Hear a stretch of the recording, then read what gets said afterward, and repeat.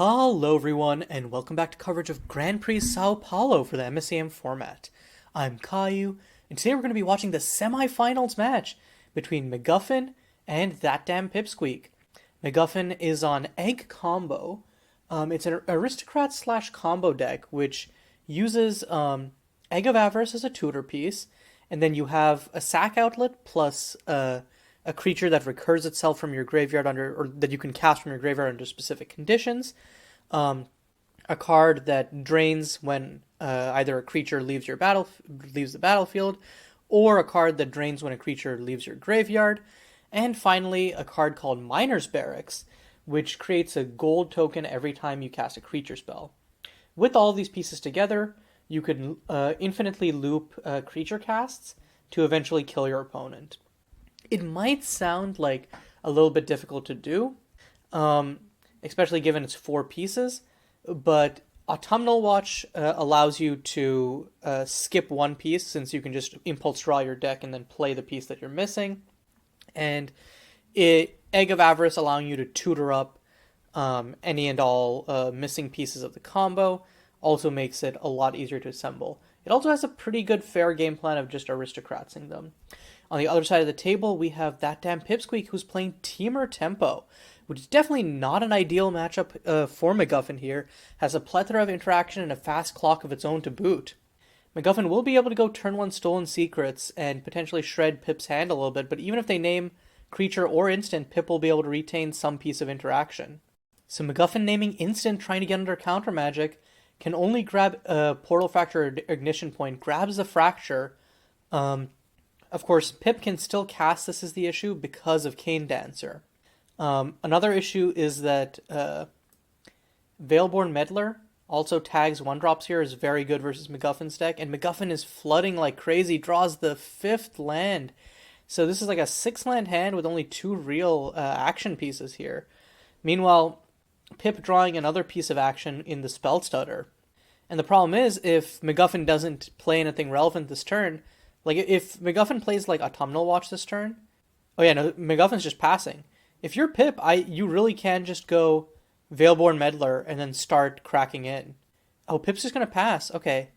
And then draws another piece of action in the Rogar's Frenzy. Has a good suite of burns, so as soon as Pip puts a threat on board, we'll be able to kill McGuffin very quickly. There's another relevant piece there, Tidehollow Lich. Its ability to be cast from your graveyard as long as you control another artifact creature is why it's part of the loop here. And McGuffin, once again passing, doesn't want to run with these 1-drops while Pip has the Veilborn, but like, what can you do? Next turn can play Egg of Avarice, but Pip will be able to both Cane Dancer plus Spell Stutter if they end up doing well. Oh, and Pip playing Ignition Point and not the Veilborn Meddler. Interesting. I guess values having the Veilborn Meddler up as counter magic more than Pip values putting it down and starting up beats. Okay, on McGuffin's turn looks like is gonna try and run out the Egg of Avarice now. Pip's thinking about whether this should resolve. I think the problem is you kind of don't want to let this resolve, because once it's resolved, Pip doesn't have an answer for it main deck, and it converts all of McGuffin's 1-drops. So it's gonna run out the Spell Stutter first. Okay, I think the reason you do this is if McGuffin doesn't think it's important enough to pay the 2, you still keep up Cane Dancer for something else. And also, if McGuffin doesn't force you to use the Cane Dancer, you can make tokens off the Portal Fracture if you draw another land. But unfortunately, that's not going to happen. Pip's still getting the Cane Dancer down on board, though. Okay, going to swing in for 1, and is close to out of interaction. Has the Veilborn Meddler for a 1-drop, but I think is now going to have to try and put the pedal to the metal, as it were.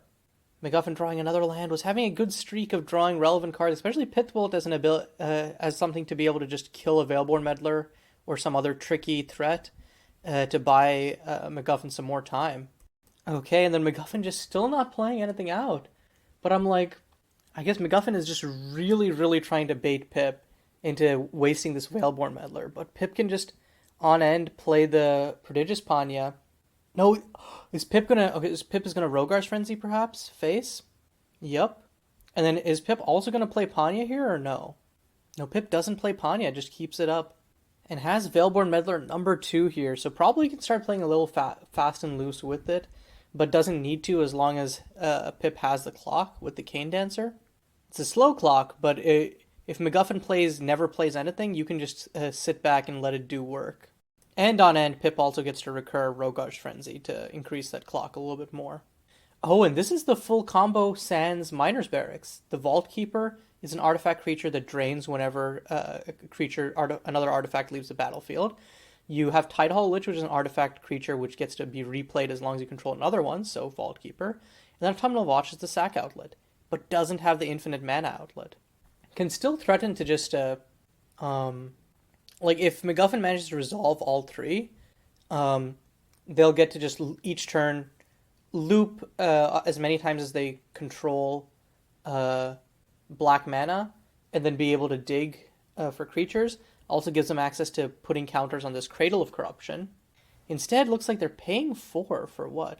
Oh, they're going to Tidehollow Lich with Embellish. Oh, and that's really good because the Embellish actually gives you a Topter. So, yeah, Pip is forced to counter this. Just going to drop the Veilborn Meddler on it. Does mean that Autumnal Watch will get to resolve, though. And this is significant because Autumnal Watch can start digging for cards next turn if the Vault Keeper also resolves. And McGuffin, I think, does Pip? Yeah, I think Pip has Cosmic Sinkhole's main, but you just got to try it, I think. Oh no, he's going to Pitwilt instead? Oh, he's going to Pitwilt to kill the Veilborn. Okay, I don't like this for one reason, and that it's playing a little bit too much on the back foot, I feel like, because you're still, you've just reset the status quo. Cane Dancer is still punting you down. If you play Autumnal Watch, you're playing to win, because you're like, oh, okay, so if they don't have an answer to my Vault Keeper, I can start looping and digging for my other combo pieces. And also, it wouldn't even have mattered if because now Pip is just going to counter the Veilborn Meddler, or sorry, the Volatile Stonework. But now McGuffin can go Autumnal Watch, Vault Keeper, and then still have the loop. So like drawing that Volatile Stonework was really lucky. Otherwise, Pip would have just cut off one of the pieces, and McGuffin wouldn't have been able to loop. Okay, yeah, and Pip doesn't have a way to stop Autumnal Watch. Okay, he's going to Embellish the Tidehollow Lich.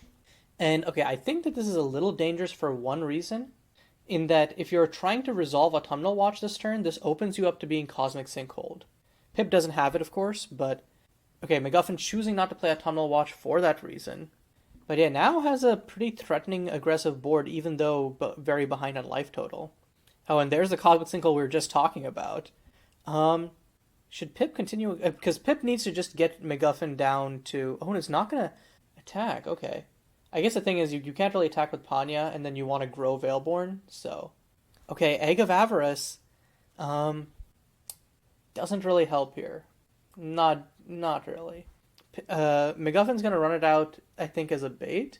Because the thing that Pip doesn't know that McGuffin already has Autumnal Watch. And really, actually, it doesn't matter, because if Pip lets this resolve, McGuffin sacks the Thopter and finds an Autumnal Watch anyways. So there's no real good way out of this. So if you're Pip, I think but Pip can't even counter this, because Cosmic Sinkhole can only tax for 3, and McGuffin, because of the Flood, has more than enough mana to pay. So I wonder what Pip is thinking. Maybe Pip is thinking, do I force... he's going to Cosmic Sinkhole for 1 just to grow the Veilborn Meddler. It also forces McGuffin to tap down 1 mana, so they have 1 less loop of Tidehollow plus Autumnal Watch this turn. Okay, sacks the Tidehollow Lich. Drains Pip for 1. Oh, I forgot. Even without Autumnal Watch, because of Vault Keeper, McGuffin's going to drain 1 every loop. And this is actually really threatening, because it means that McGuffin can keep flush in life total. Like, next turn, McGuffin untaps and can drain Pip for 7. Like, that's a pretty good clock. And Pip can answer this. Pip can just Ignition Point to kill the Vault Keeper. Oh no, but even if Pip kills the Vault Keeper, that stops the drain part of the loop. It doesn't stop McGuffin Autumnal Watching to be able to impulse draw through their deck. But I really think, like, if you stymie the... I guess that's the question, isn't it? I think you have to kill the Aristocrat, because that's really what's gonna let McGuffin, like when McGuffin searches up Autumnal Watch, or the McGuffin, no, yeah, McGuffin has to search. I was gonna say Imton Mother, but McGuffin has to search Autumnal Watch. So yeah, when McGuffin searches Autumnal Watch, uh, Pip is definitely gonna kill it. No, searches for another Vault Keeper. He's gonna go full drain. Oh, and this is okay. McGuffin gonna play the Tide Hollow Lich, and then Autumnal Watch coming down. So now this is 2 life a cycle. Does it McGuffin kill? No. So Tide Hollow Lich, and then Pip needs to Ignition Point here, right? Pip just needs to Ignition Point to kill the Autumnal Watch. There's Pip's just letting this happen. Oh no. Oh, and McGuffin draws a Pithwold off the top. Probably use that to kill Veilborn Meddler.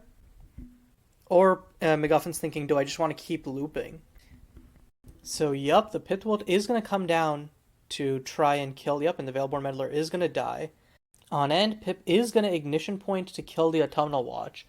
This will stop this will stop the loops from just killing Pip next turn, which is why it's important. Okay, Pip top decking a Void Flare, another removal spell right here. Which, again, Pip needs this because the problem is McGuffin untaps, sacks the Thopter, gets another Autumnal Watch, and threatens to kill Pip all over again. Egg being this reusable tutor, in a way, is really dangerous.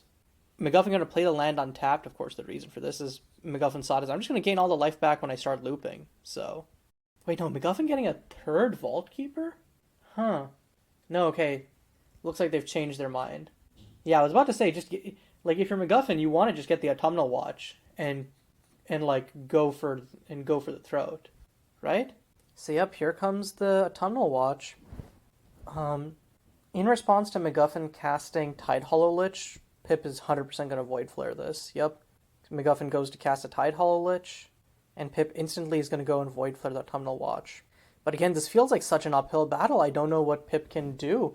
Because again, this is just, each turn McGuffin gets to tutor up for, Pip needs to, how many Autumnal, so that's 2 Autumnal Watches we've seen. Yeah, and oh god.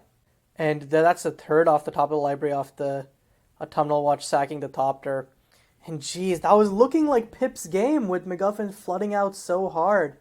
But I think Pip didn't go for the throat enough almost. I feel like playing that early Veilborn and then just trying to get the damage in might have allowed them to just kind of force through, especially since they didn't have any real counter magic for a Miner's Barracks once they used up the Spell Stutter plus the Portal Fracture. So yeah, and I think that's what's so scary about McGuffin's deck is, sure, you need a lot of cards, but those cards are relatively trivial to just have stick around. And then even if you kill them, if you don't exile them, you can trivially recur them with the right top decks. So yeah, and Pip just ended up drawing more threats than interaction, and that ended up costing them. Okay, and we're starting off game 2. Pip keeping a 2-lander at 6, but has a plethora of burn to deal with creatures, and then Tamiyo to gas all the way back up. Meanwhile, McGuffin's hand this time does have the Miner's Barracks, and has a sack outlet and 2 of 1/2 of the pieces. They need either a Corvid Heretic or a Vault Keeper to actually go off and kill. And again, with Pip not really having much in the way of counter spells, the ability to just resolve and stick a Miner's Barracks is probably going to be really valuable. It also comes down to how much McGuffin's scared of what Pip has, though, which I think you kind of have to be in this matchup. And that's kind of the power of these tempo decks and their counter magic, is that you feel compelled to have to wait, but sometimes that can give them space to actually recover from awkward hands. McGuffin going to run out the Departed Evangel. He's going to just try and put on an aggro beats plan. Could certainly do that. Okay, not going to play the Tide Hollow. Just keeping... I'm not sure why you wouldn't just go, I guess not all in, but go more in at this point. Unless you plan to get some sort of tapped utility land. But I think that, it's very much in for a penny, in for a pound. if you've played the Departed Vandal and it's resolved, you definitely want to also play the Tide Hollow Lich. On end, Pip is just going to Void Flare to kill the Departed Evangel. Probably doing this now so that it doesn't get interfered with later, as in, like, Pip tries to kill a different creature, and then what ends up happening is Departed Evangel can then be recast. Meanwhile, Pip right now, just going to -3 on the -2 on the Tameo. Let's see, draws 2 cards because it only has Tameo and a land. Probably discards, yeah, I was about to say probably discards a Lumbering Hillock. But yeah, Sunken Ambitions is an interesting choice in this matchup. I guess you just want more removal, but then I don't know how much time it actually buys you, especially since the creatures are like also 1 mana. I don't know.